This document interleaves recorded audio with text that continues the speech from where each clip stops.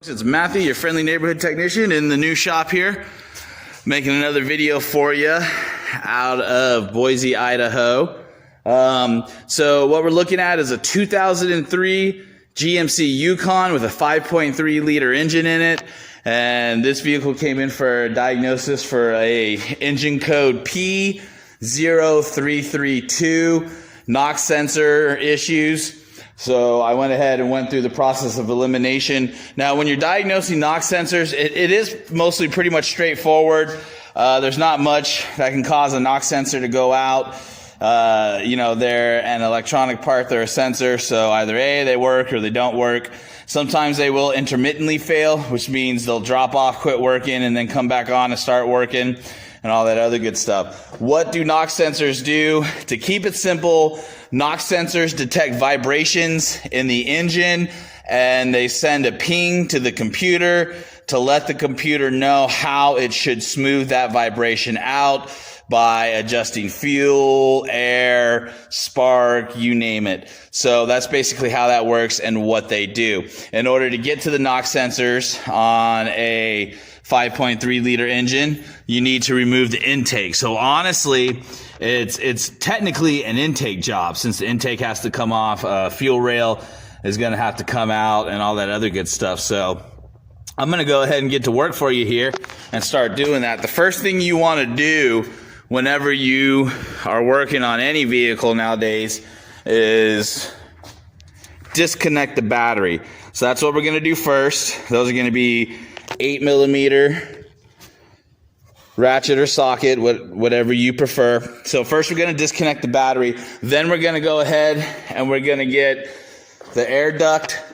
We're going to go ahead and disconnect that. Now what I'm going to do is I'm just going to disconnect the electrical connections for the sensors, and I'm just going to take this top off, and I'm just going to remove the whole thing as one piece, basically leaving the bottom part of the air filter housing still intact and all that other good stuff. I'm also going to be removing this, but when I remove the intake, I'm going to leave the throttle body on the intake. That will save you a little bit of money. You won't have to change the throttle body gasket or anything like that. Also, while I'm in here, the customer did their own water pump job, and it does have a little bit of a leak. So while I'm in here, I'm going to be checking that. I highly suspect, though, that it's coming from the thermostat area and the thermostat housing. I've already kind of looked into it a little bit, but once I get the air duct and all that other stuff off, I'll be able to peek in there more. So, all right, folks. So again, I'm going to start off with 8mm, and I'm going to disconnect the battery, and then we're going to go ahead and get our air filter and all that, the housing and the duct work and all that out of the way. Okay, folks, I got a tip and trick for you here. Now I've got the battery disconnected. All right, and we've got our duct work and all that out of the way. Okay, so we're good there. All right. So it doesn't tell you in the factory manual while you're doing this job to remove the alternator. However, I am going to go ahead and take a few extra minutes here and loosen the belt and remove the alternator. The reason why I'm going to do that is so that I have all the room I need to be able to work and not have to worry about getting hung up or snag up on anything. Sometimes it does make sense to take a few extra minutes and move things out of the way that might not necessarily be called to move out of the way. And that's just something that I've learned in the 20 years that I've been doing this. So some of you may agree with it, some of you may disagree with it. Some of you may say you don't need to remove the alternator. Again, it's not necessarily a matter of if you need to or not. It's more of a matter of taking a few extra minutes to get this out of the way, so later on in the job you don't have to fight around it or worry about hanging something up on it or something breaking. So just a little tip and trick for you there. Now the tensioner on this vehicle, the 5.3, is right here. So it's going to be bolted to your water pump. And so you're just going to loosen the tensioner, get your belt off the alternator, and remove the alternator. Behind the alternator, your positive battery cable will be a 10mm. All right, and then also a plug. So don't forget to remove those.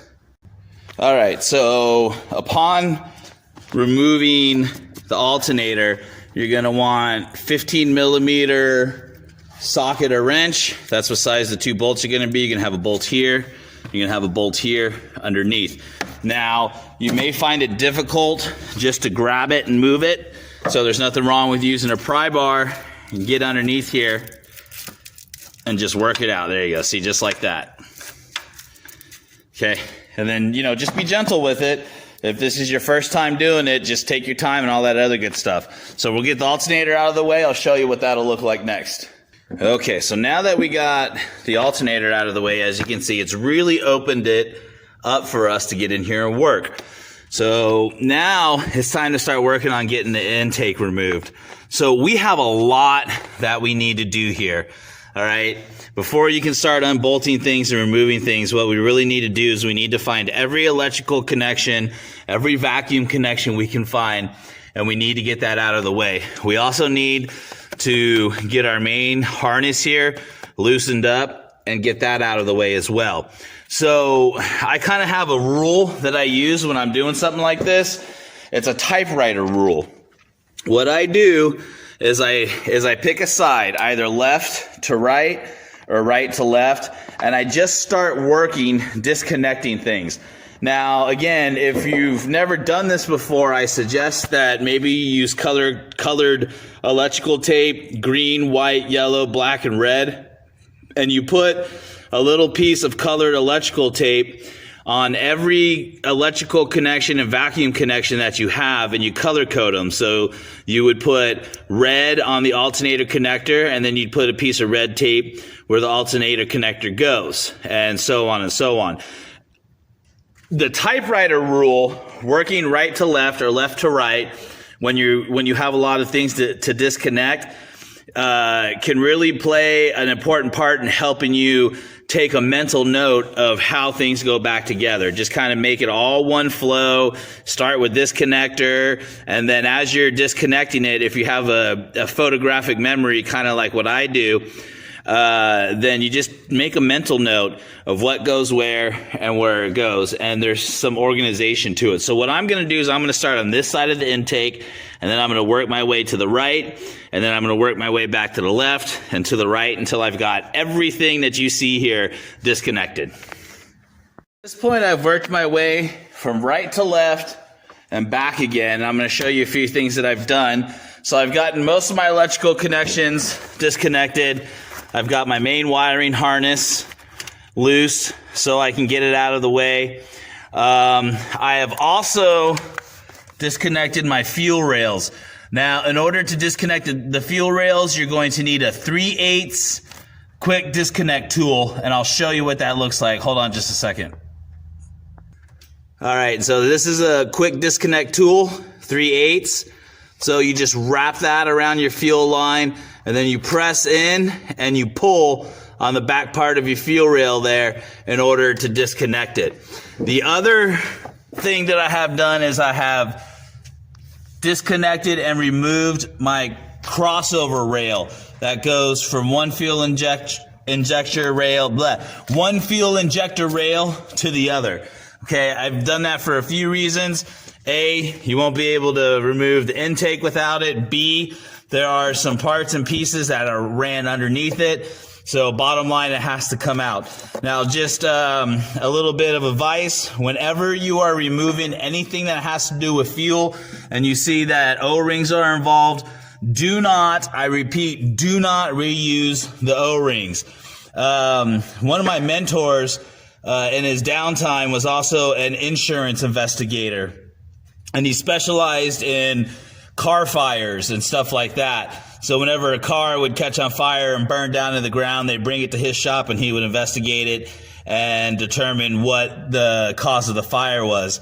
Number one cause of car fire, he found out, was that somebody had, within a 6-month period or a 1-year period, replaced fuel injectors or did a job that required the fuel rail and fuel injectors to be pulled and did not replace the O-rings. And so it caused a minor leak dumping gas onto an engine or an exhaust manifold and eventually causing a fire. So anytime you are messing with fuel, whatever you do, do not cut corners and replace your O-rings. So next, I'm going to go ahead and I'm going to get my fuel rail unplugged, disconnected, and out of the way. Okay, so now as you can see, working right to left and left to right, I've got my fuel rails disconnected. Now if you notice, I've got one completely removed, okay? It made sense to get that one out of the way.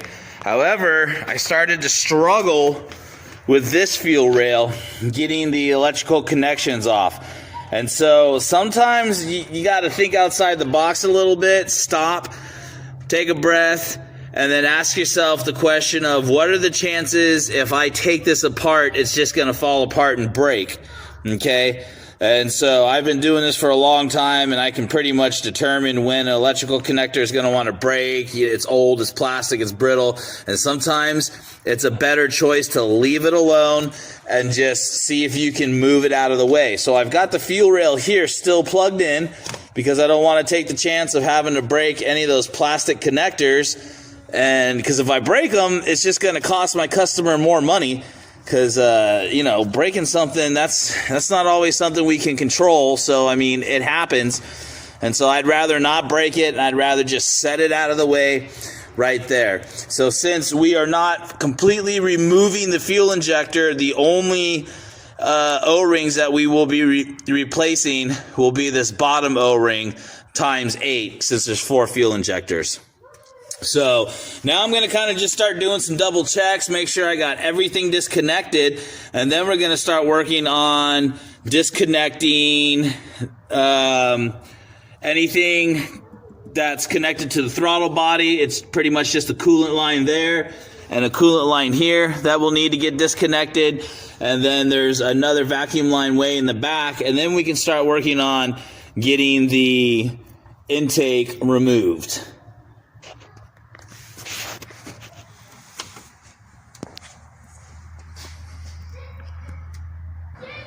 All right, so now as you can see, we have the intake off. And so the intake bolts are going to be 8mm bolts. Now make sure you have an intake gasket kit because you're going to have to replace the gaskets. And there are the NOx sensors. Now,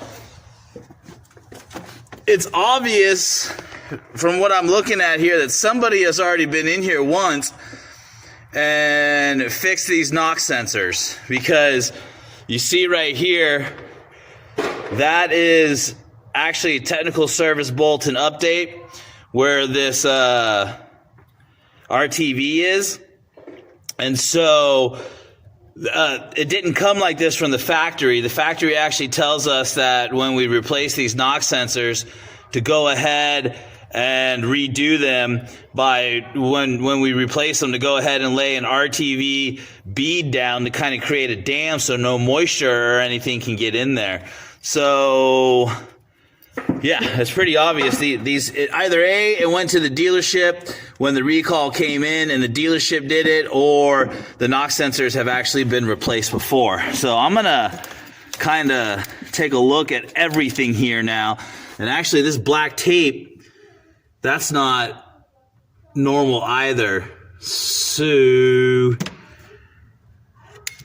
I'm going to have to dig all this out and all that other good stuff. So we shall see what happens next. But I'm going to go ahead and end this video here. So now, just to kind of recap, we have removed the upper intake, okay? And so to start off with, you want to disconnect the battery. You want to get your air filter, air duct, all of that out of the way. And then working right to left or left to right, just start disconnecting all of your electrical connections. You want a 3/8 quick disconnect tool so you can get your fuel rails disconnected. Remember, kind of keep an eye on everything and feel it out. Some of this stuff is plastic and it could break if you try to remove it completely. So although we did completely remove one fuel rail to get it out of the way, I opted to leave the other fuel rail plugged in and just removed it and set it out of the way so I don't have to worry about breaking any of the plastic connectors and all that other stuff. So there you go, folks. So I'm going to make another video after this one to kind of show you what we're going to do with these NOx sensors and all that other stuff. But like I said, I'm going to go ahead and end this one. I appreciate everybody's support. Thank you for supporting me and cheering me on in the new shop. I got a lot of work cut out for me and things to do, and I still got stuff to clean out and all that other good stuff. So don't forget, I'm always here to help. I really enjoy trading emails with you guys and helping you guys out on your projects. If you have any questions or anything like that, shoot them to me in the comments. My email is highgrooveauto30. That's HIGHGROOVE, the number 30 at gmail.com. So highgrooveauto30 at gmail.com. If you have a question, shoot it to me. I'll do my best to answer it. I also really enjoy hearing feedback from you guys on how I can make the channel better for you to watch and more interesting. And I also enjoy hearing feedback from my professional friends out there on different ways to do stuff and all that other good stuff. All right, guys. Well, thanks for supporting me. Thanks for watching. Don't forget to like and subscribe. Hey, there's two of my boys. Hi. Say hi, guys. Say bye, guys. Bye. All right, everybody. This is Matthew, your friendly neighborhood technician, signing off.